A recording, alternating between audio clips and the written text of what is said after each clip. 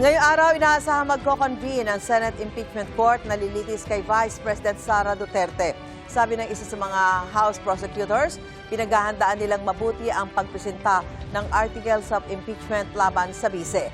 May unang balita, si Jonathan Andal.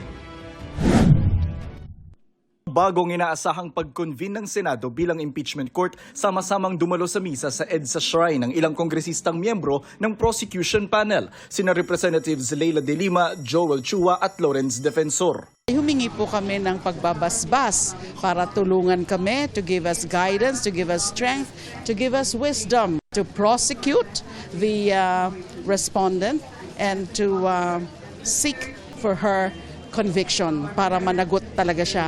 Sa kanyang homily, nagpaalala si Novaliches Bishop Teodoro Bacani sa mga senador na maglingkod sa bayan at hindi sa isang tao lang, kahit pag gaano ito kapopular, lalo na kapag nakita na ang mga ebidensya. Makonsyensya naman kayo. Huwag ninyong sasabihin, tao naman ako ni Sara hindi ako boboto laban sa kanya. Hindi ka tao ni Sara kung ikaw ay senador. Tao ka ng bayan. Panawagan sa mga senador ni Bishop Bacani na isa sa framers ng 1987 Constitution, simulan kaagad ang impeachment trial. Kasama po ako sa sumulat ng konstitusyon na yon. Forthwith, agad-agad. Sabi, huwag na kayo magpapapasok sa bato sa Senado at magbabaril sa Senado. Agad-agad. Huwag na kayo magpapalit ng ligarado na gano'n na basta-basta.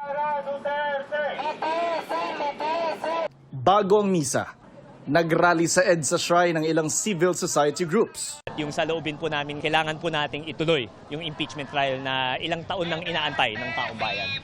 Bagaman wala pa natatanggap na imbitasyon mula sa Senado, maaaring pumunta sa pag-convene ng impeachment court ang mga miyembro ng House Prosecution Panel.